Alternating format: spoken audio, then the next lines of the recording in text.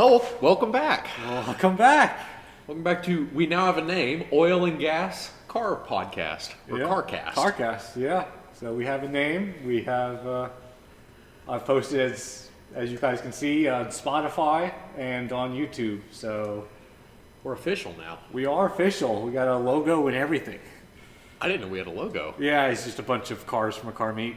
Heck yeah. Yeah. Well, look at that. We got a logo. Yep. So everything's working out so far. I like it. Yeah. I like it. Yeah. Well, I was thinking today, last time we seemed to be kind of on a little bit of a, what everyone did wrong. Okay. I think. Yeah. So I was thinking about some things. What are some of our favorite things? What did they do right? What do they do right? All right. What is some of our favorite things in the car community or car world? Okay. So, I mean, I'll get it started off, but with one of the things I thought that everyone did really right was the resurgence of the muscle movement in the early 2000s to mid 2000s. So like the Camaro, the Mustang, The Camaro, the Camaro was a late player to the game. Yeah. But the Mustang kind of brought it back with that retro look. You know, they were like, hey, we look like the old Mustang, and we actually are making power again. Yeah. So, you know, it's not like the 80s or the 90s anymore where we're emissions hampered. We actually are making horsepower. Yeah. And so I was really excited.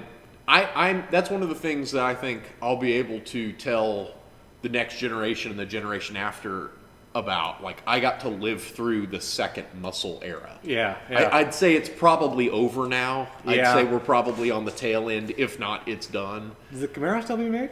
No, it's discontinued. Yeah. The Mustang is the only thing left. Mustang's the only thing left. The Charger is now that twin Electric, turbo. yeah. Wait, now they got a twin turbo straight six. Okay. With the rumors that there could be a Hemi, but I kind of think that that's probably going by the wayside, and that's we've probably seen the end of it. Yeah. At least the end of the true. But we're not talking about what went wrong. We're talking about what went right, and I think that was really, really cool to live through. And it was so cool to see a horsepower war again. Yeah. You know, where we had like companies literally going up against each other, like, oh well, I make 500 horsepower. Yeah. And then GM will come out with the LS, and it's like, okay, well, this one makes 620, and then you know, then Dodge changed the game with the Hellcat 707. Yeah. And we got to see a horsepower war again. Yeah. It was like back in the old days, back in the 60s.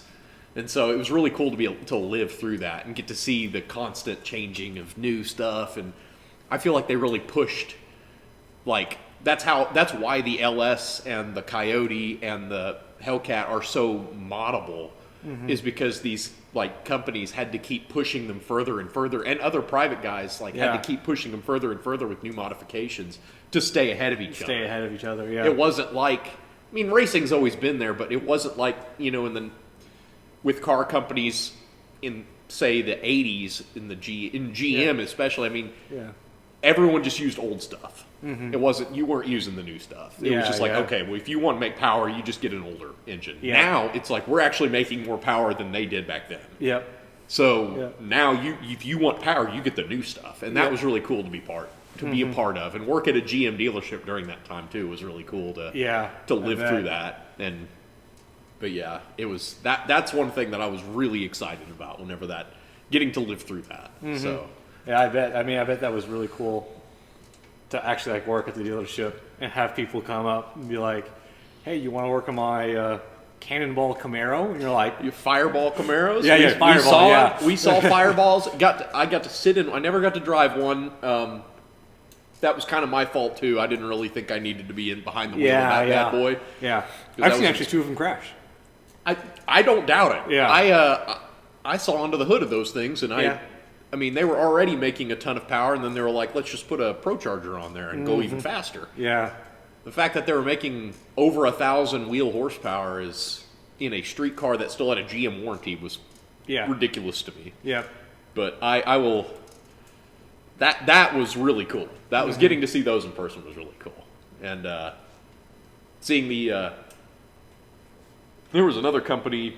I don't remember the actual name of the company that did the conversion, but there was a company out in the East Coast that would take GMC Canyons and they would make a new Cyclone. Like the old Cyclone where Yeah, it was the yeah. all-wheel drive turbo V6. This one wasn't all-wheel drive, but it was a four-wheel drive. But they would put the 5.3 from the bigger trucks Yeah. into it, and then they would put a cam and a tune and all kinds of stuff in that. Yeah.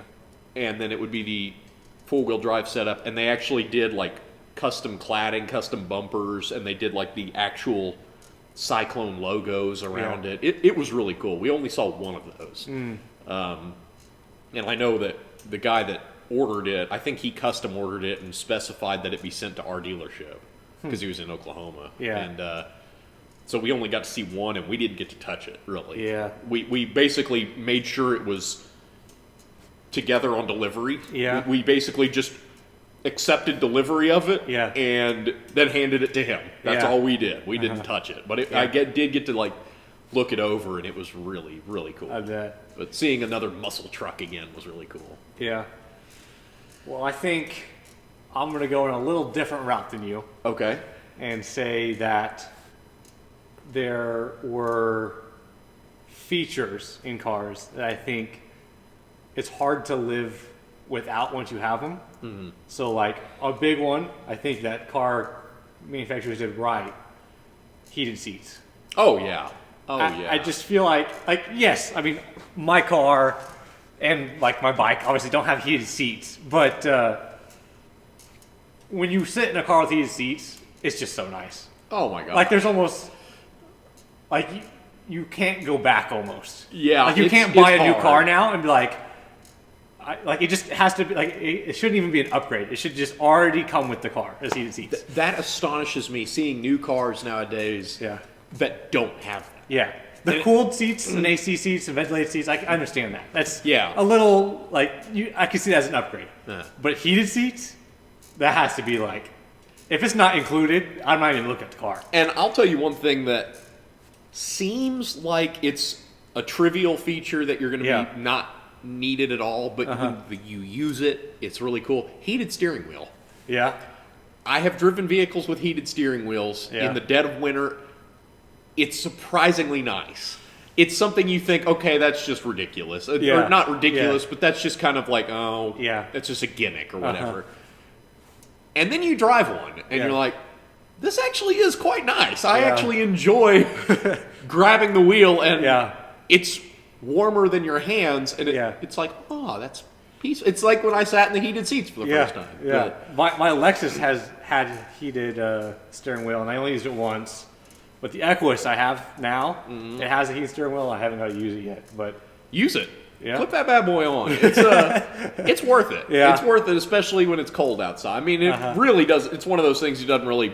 I use heated seats way more than I would use Yeah. that. Yeah. But it is pleasant. Yeah. It's one of those things that surprised me. Yeah, That yeah. I was not. Yeah. I was thinking this was just junk. Yeah, but then exactly. It was surprisingly pleasant. And I say I actually use heated seats more on the side of relaxation now. So like, Yeah. yes, it's nice in the winter, but I'll usually like put it on low. So like my lower back is like warm and doesn't really hurt. It doesn't. I can drive longer without like having to need to get up. Yeah. Type of thing. So I think that's my number one thing on that list of manufacturers did right. Oh my It's gosh. heated yeah. seats. Heated seats for sure. Yeah. I wonder. Do you know who did it first? Probably like I want to say Mercedes or something. no. Well, I want to say Cadillac did it as far back as the 60s, because if I remember right, I could be wrong on this, and someone will probably correct me on it. But if I remember right, the original Eldorado, not Eldorado, was it Eldorado?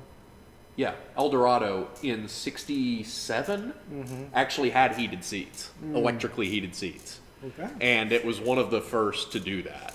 They kind of pioneered that. Now, it was Yeah. one of those things that they had it, and they put it on that car, and Didn't touch it again. they didn't touch it again for Yeah. 20 years, and then it came back. Mm-hmm. I think Cadillac was big in pushing that.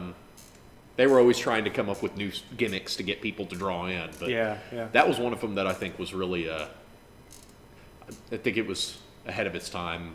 I don't know how well it worked. I've never sat in one. I can't attest to that. I bet it actually works better than today's because I bet it actually probably worked a little too well. Yeah, and it that's what I'm cooked saying. You out of your seat. Yeah, I bet it was too hot. Yeah. No adjustment. It was on and off. I bet It was the '60s. They didn't really know. They didn't have a sensitive set of adjustments. It was just on or off. Yeah, and usually it was all the way on. Yeah, exactly.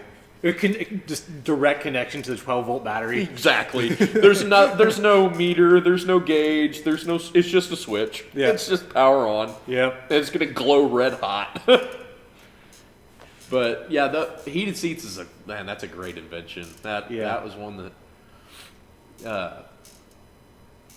Just seats in general have come so far. Oh, even yeah. as far back, even from like when I was a kid. From bench seats to like most cars have like lumbar support and lumbar is something that I didn't understand when I was a kid, and now that I've gotten older, it makes a big difference. It does. I love lumbar. Yeah. I not to sound like an old man, but it really helps on the back. It really does. It does. The older, especially if you've worked in automotive or in any heavy industry, any physical industry, your back suffers the first. And whenever you have that ability to support that, it's that's something I couldn't live without. Yeah. I have my Geo, which has no lumbar support, none whatsoever. Yeah. And I drove it for a long time and didn't think anything of it. And then I got my Silverado, which did have power lumbar. And the first time I used that, I sat back in the Geo. I was like, oh, this sucks. Yeah. I didn't realize what I was missing. Yep. But that's one thing I really enjoy too. Yep. Seats have. See, another seat that I really want to try, I have sat in, but it's been a long time, was Nissan's zero gravity seats that they used in their, the Pathfinders, the Armada, and then the Infinities used it in the QX56, and I think some of the G and the M series Infinities had it, but they were designed by NASA, something like that. But I don't know how, and it obviously doesn't defy the laws of gravity, but it somehow is designed to put less pressure on certain joints in your body when you sit in them. Yeah. And it makes a difference. Okay. I drove a QX56. Yeah. Yeah, it's a big SUV. Yeah. But it had these zero G seats in it, and I didn't know what they were at the time. I just sat in, and I was like, man, these seats are really comfortable. Yeah. Then I looked into it, and that was what they were. And I sat in it was a Pathfinder, a later Pathfinder that had the same ones. Yeah. And they were just as comfortable. So they're really nice. If you've never sat in one, that's something, if you told me I have to go drive cross country, I have to drive to Seattle, Washington right now, and I had a choice of a vehicle to do it in, I probably would pick one of those like QX56s. Yeah. Because even though they're not my favorite vehicle in the world, they were comfortable. Yeah. And if I had to do it and I wasn't going to have any issues mechanically, I'd probably pick one of those. Mm-hmm. But yeah, those seats were nice. What other big inventions have we had? Well, I'll go on the other side of the road then. Since we were just talking about bikes earlier before this podcast, I think bringing the sport bikes really kind of like mainstreamed in the 2000s. When Kawasaki really pushed the Ninja, and then all the other brands kind of followed. I think that made a huge impact. Oh my gosh! On all the brands, really. All the brands that make sport bikes, for sure. Like Kawasaki, I can't imagine them actually even making, other than dirt bikes, any other bike than the sport bike. Like, yes, they make the Vulcan and they make like the naked bike, but arguably the naked bike is based off the sport bike. Oh yeah, they just strip the fairings off of it and we're like, new bike. And then the Vulcan is kind of just because they have extra resources to be like, we can make a touring bike too, I guess, or a cruiser. So yeah, the proliferation of the sport bike in the American market, it really was Kawasaki with the Ninja. Because I remember Yeah. before I even knew, when I was a kid, before I knew anything about motorcycles. Yeah. I mean, I knew very little, but I knew the Kawasaki Ninja. Yeah. That was one of the names that and the Gixxer, the Yeah. GSXR were the two names that were I think household. what pushed it, which is going to sound weird, it might not be true, but what I think is true is when Top Gun came out and he's riding that Ninja with the jet, I think every kid in America was like, I want a sport bike. I want now. to be him. Exactly. I want to And- ride that. Because I know sales like rose a lot after that movie, Oh, yeah. but I don't know if that's the sole reason that sport bikes are a thing, but wouldn't a lot be- of people bought sport bikes then. Yeah, I wouldn't doubt if that had a major part of Yeah. it, because we know the American populace is greatly influenced by movies. Yes. So, I mean, yeah. this is a dude racing a fighter jet on a motorcycle. on a motorcycle. Like, And that was a bike that you could, at you that could time, go buy. buy. Yeah, exactly. So, yeah, I could see that being every kid wanted that. Mm-hmm. Yeah, I remember hearing about the Suzuki, the GS, the GS 1000, before they had come out with the GSX. It was kind of like the precursor to it. Mm-hmm. But that was the bad boy bike from them at that time. Of course, now by today's standards, it's not much, but yeah, it was kind of crazy, out of control. And I know a lot of people talk about having one of those in the 80s because they were more affordable, I think, than the Ninja at that time. Yeah. But it was more of a stepping stone to get into that world. Yeah. But a lot of people hadn't been on anything other than, say, a Harley Davidson or maybe even a scooter. yeah, And then they set foot on one of those, and I know there was a lot of people that had wrecks on those things because Oh, they were a lot more bike than they were ready to handle. yep. And I'm sure the Ninja had the same problem. Mm-hmm. Everyone saw that, and I can be just like Tom Cruise, and I can Yeah. hop on this, and then they didn't realize what they were Yeah. uncorking with that bad boy. Exactly. But, yeah, that's the sport bikes coming about in America is really cool because then we And started. that was to like see- early 2000s, I would say, maybe late 90s. Yeah, I mean it was the '80s when they made their market introduction, but Yeah. yeah, you're right. It wasn't really until the mid 2000s when they started the horsepower war started with them. With your big guns, with we talked about earlier with the Hayabusa versus the Blackbird. the Blackbird, Yeah. and then eventually versus the 14. ZX. Yep. That, of course, those big top guy, the Yeah. big fastest. Yeah. That kind of becomes a point of pride for the lower guys. Mm-hmm. I may only have a 600 cc. Yeah.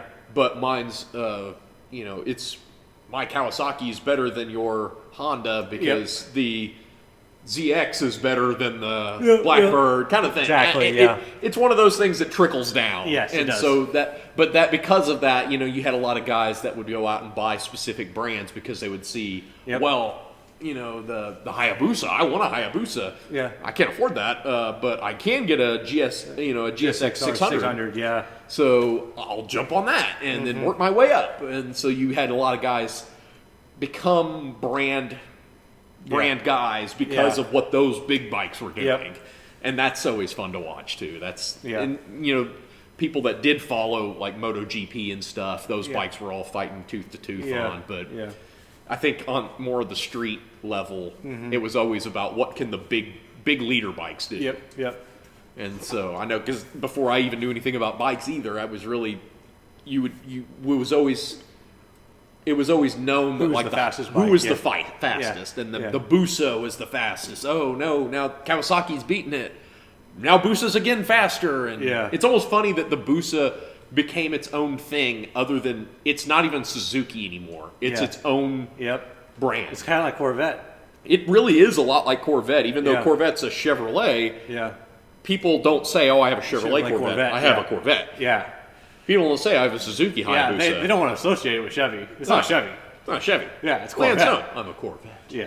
That's its own can of worms we Yep. can uncork on another day. Corvette owners are a fun topic to poke fun at. Yep. And as a Corvette owner, a previous Corvette owner, you can chime in on that Oh, too. yeah. It's definitely a... That could be a future episode soon. Oh, yeah, we could talk about some of our past investments and Oh, gosh. enjoyments. Maybe not so much enjoyments in cars we've gotten and bikes we've gotten. We could do an episode. Maybe next episode. We'll do that next episode. We'll do that next episode. I like that. I like that. And we'll actually talk about us and our backgrounds and stuff like that too. Explain some of the Explain some of our stuff in the back, yeah. But I'm trying to think of, you have any other automotive? Convertibles. I want to just say that's something that I absolutely love and did not think I would love as much as I did until I started driving them. Yeah. I think they've always done convertibles though. Oh yeah, that's not new. Yeah. I'm just saying they did it right. Oh yeah. Yeah. I think convertibles, open top motoring is fantastic. Yes, I agree. And that's something that not everybody knows about because most people only experience with a car is a closed car. Yeah. And so whenever you experience a convertible for the first time, it's so freeing. It is. It's so open. It's so enjoyable. It's a lot like being on a motorcycle. It's, but you have the comfort and safety of a car. But it's, my first experience with a convertible was a Jeep. Nice. If you could even call that, I guess it is a convertible. Yeah. But a Jeep Wrangler with the doors and the roof off, an old 90s Wrangler. Yeah. But I was driving around in that thing, and that we had taken the roll cage out too, so we had nothing about. Oh, okay, I was about to say, it's not the and roll cage and we folded the front windshield down. Oh, okay. So we had the full experience going on. Yeah. Don't recommend that for anybody that does that. You get a lot of bugs in your teeth, and if you roll over, you just die. Yeah. But just don't roll over them. Oh yeah. It's just driving a lifted vehicle is that's top heavy is always a good idea to drive with no vertical protection whatsoever. Yeah. Just duck. Just duck. Yeah, that'd be fine. Yep. But yeah, ever since I drove that first convertible, I've been hooked on them. Yeah. I haven't owned any. Yep. But every chance I get to drive one, I do. Just because it's so fun. It is. I agree. So a little background then, I guess, is I got my motorcycle license when I was 14. And because that's what, in Oklahoma, you're allowed to get it when you're 14.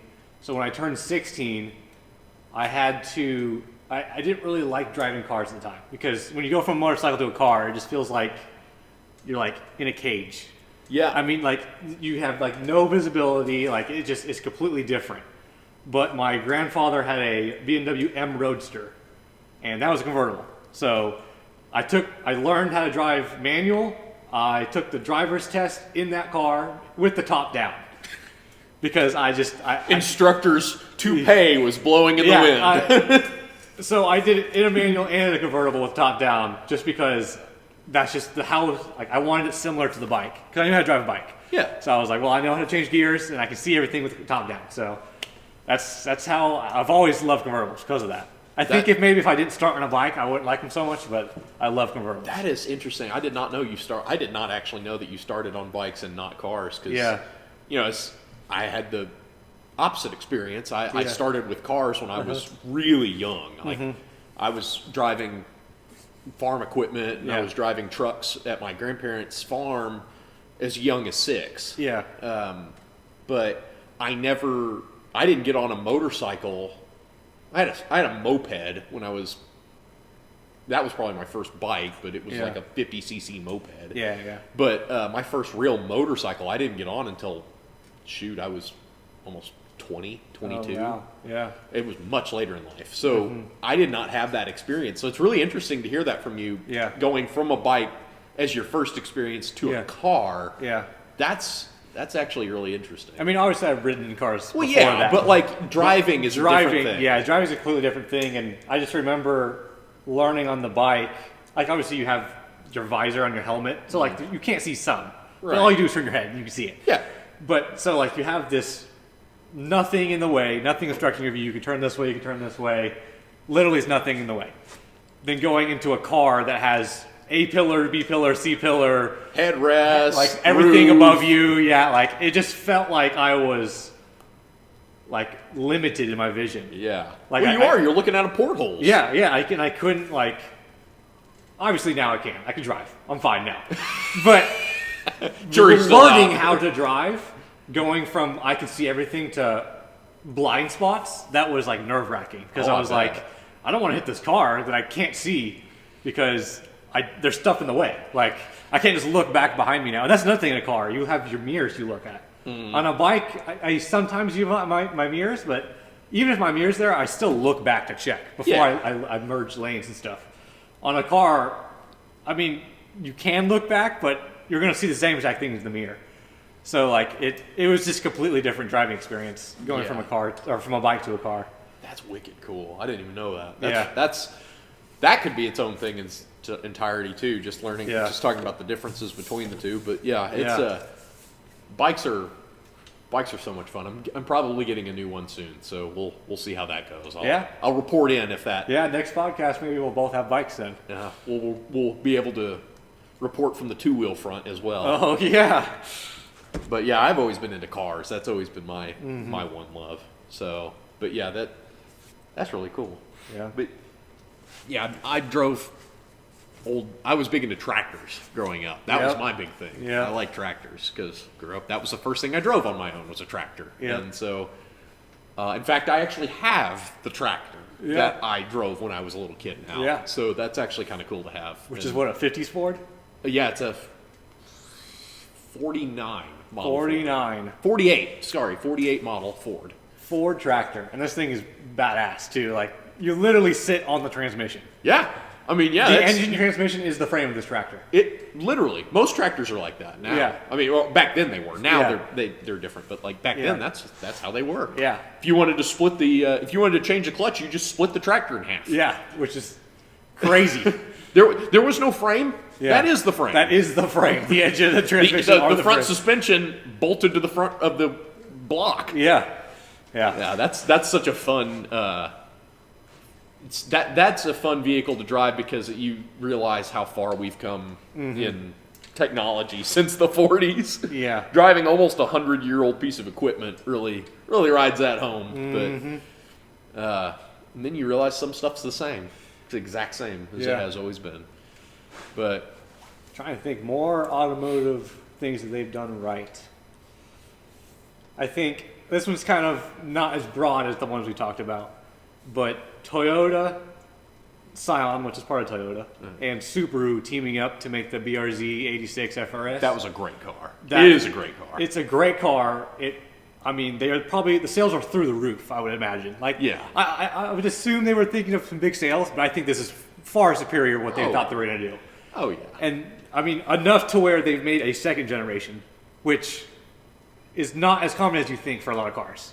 A lot of times they make one, and then if it doesn't do well, then they just get rid of it. Well, and that was such a experiment for them because Toyota, getting Toyota to do anything outside of the box is Yep. that's not And working with that's another pretty company. pretty substantial. Yeah, working with another company and not using a Yeah. Toyota engine. That's the biggest thing. Yeah. They used a Subaru engine. Which I've never fully. I mean, I know why they've said they've done that, but Yeah. I have to feel like there were other factors at play that behind the scenes that we don't know about. That I caused think that it's to because they happen. didn't have an engine. I mean, they did. though. Toyota had the money to make an engine, but they didn't have any four cylinders that were sporty. I guess that's true. They had 4 cylinders out the roof. Yeah. I mean, I don't know my Toyota engines as well as I do my Nissans, but Yeah. I know they had the 4-cylinder whatever they did in the Camry. Yeah. So I always wondered why they didn't just Camry's pop V6, that. I think, at the time. I think they had a 4 though. Yeah, I they think might you have get had a a 4. Yeah. I mean, they had the Matrix S, which had a four cylinder. But I always wondered why they didn't do that. I'm not saying that it was a bad idea. I'm just saying I always wondered why they didn't do that. But I think that's why they didn't do it. I think they just didn't have a motor. They didn't want to That's- put the money to make a motor. yeah. And They they already knew Subaru did. They have a really good Boxer 4 that they knew it wasn't going to be a high horsepower car. So they were like, okay, this makes sense because it doesn't need a lot of horsepower. And the No. Boxer 4 is really good motor, sub 250.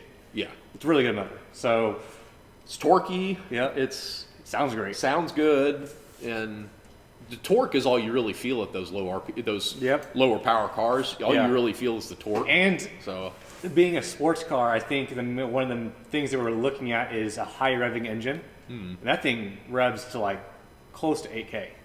yeah, that is impressive Yeah. out of a Boxer. I mean, Uh-huh.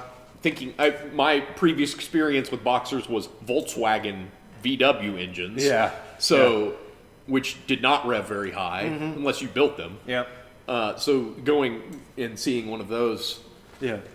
I believe I told you, but that was the first car I drove that first time I drove a new car that I was actually pretty much infatuated with. Yeah, yeah. And it was the FRS. Yeah. I drove an FRS new when they came out. I test drove one, and that was one of the most fun driving cars I've ever driven. I've driven an NA Miata. Yeah. I've driven, Camaros, Mustangs, Challengers. Yeah.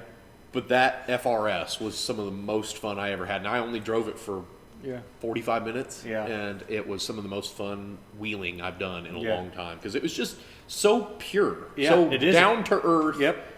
It was a lot like the Miata, except I think it was just better. Yep. A little more horsepower, probably a little more refined than the Miata. The Miata was very, the old Miatas that I drive, that I've driven, have been a lot of fun. Yeah. But they're more a roadster. Yeah. They're very much a sports car, but you get more of that. Yeah, It's just a cruising roadster fun. Of course, it can be built into a race car and all that stuff. But the FRS, I guess, kind of really felt more down to earth, down planted, more just this is built to drive for fun. Yeah, my mom actually has a Subaru BRZ. It's a 2024, and so I get to drive it every now and then. And I will tell you, you're right, where it's very down to earth, because the only electronics it has you can turn traction control off, and then next to the traction control button there is another traction control button that just says race. I don't know if it's any different than the other traction control button. You guys probably know, but there's traction control, and then to the left of it is traction control with a checker flag and says race. So, well, that just makes you go faster. Yeah, yes. So there is two traction controls. Everything else, it's on you. I remember this one. It has a little small, I would say, 6-inch touchscreen radio. Everything else is, digital, not digital gauges. It's analog gauges. I mean, it's really good sports car. That makes me happy to know, because I haven't sat in a new FRS. Yeah. In fact, I'll be honest, that's the only FRS I ever drove was that one. Yeah. That was new. That would have been a 2014 model. Yeah. I was new in the dealership, and that was what impressed me. That one did not have a touch screen, but I don't think it was necessarily required back then. It was just a regular old analog screen. But my favorite part about that car was the tachometer front and center. Yep. I love that. I love that it's right there in the middle. Yeah. It lets you know that this is a driver's car. Exactly. There's nothing about this. It's so uncharacteristic of Toyota to me. Because every Toyota I've been in, aside from like your Supras and stuff like that, it always felt like it's sporty, but it's a practical sporty. Yeah. I'm thinking of like the MRS. Yeah. And to an extent, even the MR2s. Yeah. They're a little more radical, but they felt like, it's a sports car. Yeah. But it's also, we're not going to lose our reliability rating for this. We need to keep this thing very safe. And I just felt like the BRZ and the FRS didn't give that same energy. It felt like it was a different company. And the fact that it came out under Scion, which was their youthful, sporty brand, their exciting brand, I think definitely helped that, because it distanced themselves from Toyota's kind of more stuffy, reliable, very practical mom image, if you want to give it that. And I will say that you remind me of something on her BRZ. So the tack is right in the middle. And then on one side you have the speedometer, and then the other side you have like your oil gauge and your gas gauge. And then right in the middle of the tack there is a small LCD screen, like not even LED, like LCD. And for that you can switch to different gauges, but they're useful gauges. So you have like oil pressure, you have water temp, you have a timer. I think you can have a timer for like track time, for like track times and stuff. And then you also have like some of the like daily stuff. So, like you can put like a digital speedometer there. Oh yeah. So you can just like glance down and see what speed you're going. If I remember right, the FRS I drove had an LCD digital speedometer in the tack. In the tack, that's what I'm saying. Off to the side, Yep, I think. Exactly. And that's the one you can change and stuff. So It did have some tech, I guess, but it was still like useful tech. It wasn't like Well, that's fine. I mean, I'm not saying it has to be like down to, Yeah. it doesn't have to be, wires and, Yep. string holding this thing together. It can It's be got heat seats. It does have heat seats. It has two levels. 2 levels I of don't know heat. which one's high or low still to this day. You can turn it, you can go up or down, and then middle is off. So I just think up is high. I assumed. I don't know. It doesn't say on the plastic. You just have the Why would option. they tell you? They figure you can figure that one out for yourself. Yeah, so- That'll be a surprise for you later. Yep. Oh my gosh. Yep. Yeah, that it doesn't have to be, for me, when I say something is simple, it doesn't have to necessarily be like a carburetor with, all wires and all mechanical. I just appreciate when something doesn't have to have, like, you don't have a ton of screens, you don't have a ton of switches or dials to mess with. It is just you get in and you go. Yeah. But they managed to keep that simplicity, but also give you all of the modern sport features that you want, and that I like it. That mixed together makes it probably one of my favorite sports cars ever. Yep. I'm not a big Boxer fan. I mean, I like the engine. I know that there are merits to it. Yeah. I've worked on them. I don't really care for. Yeah. Yeah. But Sucks to work on. It sucks to work on, but It does make it a low center of gravity. it does make a low center of gravity, and it's a very compelling It's- argument for that engine It's because probably it is so it's a much sports fun. car. Yeah. It is so much fun. It surprised me when I drove it. I was not expecting any of the feel that it had, and it was a real pleasant surprise. Yes. It is nice. So yeah, it would be one of those things that I think it would be worth the pain. Yeah. of all the Boxer problems and head gaskets and whatnot. Yeah. But, I think it'd be worth it. Yeah, and most of those problems that you're thinking of are on the STI or the WRX, which are turboed. So this is, guess that's fair. It's based, I'm not a Subaru fan, I'm a Mitsubishi fan, just to let you know. So I don't know all the specs. Don't get this twisted Yeah. now. Don't could not have the audience at home thinking I could possibly be a Pleiades fan here. Yeah, Mitsubishi's better, but that's a different subject. But from what I know, that Boxer motor is loosely based on their EJ motor from their WRX and SDI, which are turboed. So this being based on that and not having all that boost pressure is probably why it's been such a good engine. Yeah. Because I know a lot of people, a lot of younger... Overbuilt for an NA. Yeah, I know a lot of younger people that have it that just don't have any problems with it. Yeah. I mean, as long as they do their oil and stuff on time.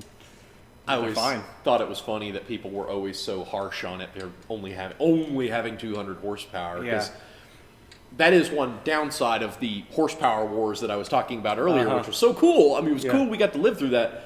But unfortunately, it gave this Stigmatism. that everything- exaggerated perception of what good horsepower was. Yeah, Because- everything needs to 500 horsepower now. Yeah, I'm like- if it's not 500 horsepower, then Yeah. what are you even doing? Yeah, It's like most of you couldn't even handle 250 horsepower, buddy. 350 is actually like enough. Like if you've been in a good, like a 370Z, if you've driven a Nissan 370Z, that's enough. Yeah. It's enough to spin the tires when you need it. It has enough power to get you through traffic. Like it is a really good car and it has really good power figures. Anything more than that is like, yes, it's fun, but like you don't need it. I mean, yeah. Yeah. Yeah, I built an 800 horsepower truck, Yeah. drove it on the street, and that's way too much. Yeah. I mean, it's fun, don't Yeah. get me wrong, I'll have a blast with it, but if I'm talking about driving something that I have to live with every day, Yeah. which if you're paying that much money, you're probably going to be driving that as your daily driver. Yeah. Yeah, 350 is about as high as I would want to go. I mean, heck, And it's most of actually a pretty good number because like going through corners and stuff, you can feel confident that you're not going to spin out and stuff because it's like perfectly where it needs to be. It's like hard to describe. It's got good pull in the straights, but it's not completely uncontrollable in the low end. But yeah, I 100% agree. That's about the perfect. My girlfriend had that.